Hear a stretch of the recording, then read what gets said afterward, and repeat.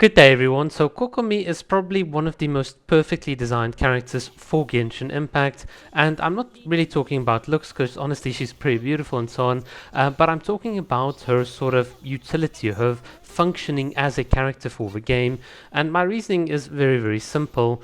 Basically at the low end, the noob, the new player, the person that has not really sort of gotten to know the depths of the game, Kokomi is honestly really perfect. For a lot of these players, especially low AR players, you have a character that scales with HP percentage, and because she cannot crit, there are multipliers in the Genshin Impact damage equation that she does not have access to, but this is a good thing in the beginning of the game because no other character actually really has access to it, because in order to make your DPS characters really do a lot of damage, you need access to crit rate, you need more attack percentage, you need more substats to sort of work in your favor.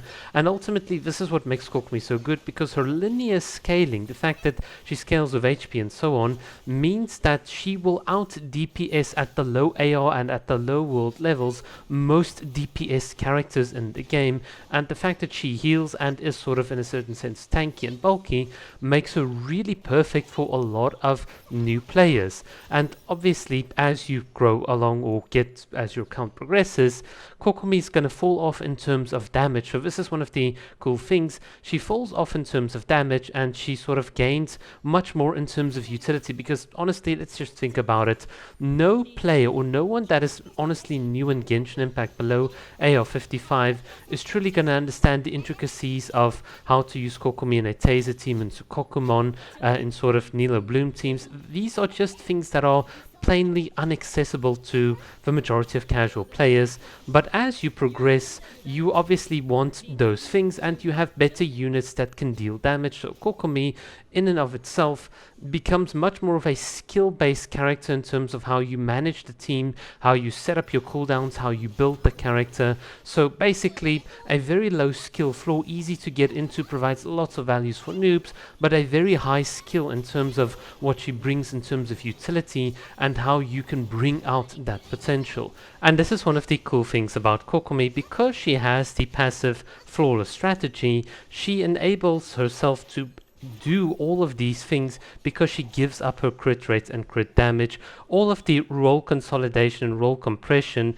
is enabled precisely because of this passive talent, and that is just like so beautiful. So from a design perspective, Kokomi is really well designed, she's really well thought out. She's got some obviously clear drawbacks in terms of her damage and so on, but she makes up for it. The trade-off is very clear when you play Kokomi, and that in my opinion is genuinely good design. The other thing to sort of mention is that Kokomi is one of the few characters, including Ayaka and Mona, with some of the most passives in the game, which is always like fun to see. And also the ability to walk on water is a very nice thematic touch. Now, is Kokomi truly the best character in the game?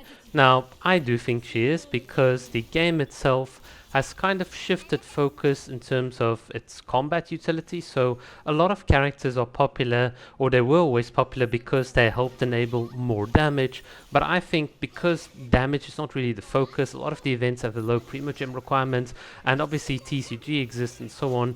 When it comes to all of the casual aspects of the game, a character like Kokomi can honestly provide the most value to the most accounts, and to me that is the definition of a very good character. She enables just so many things while still being friendly at all skill tiers of the game.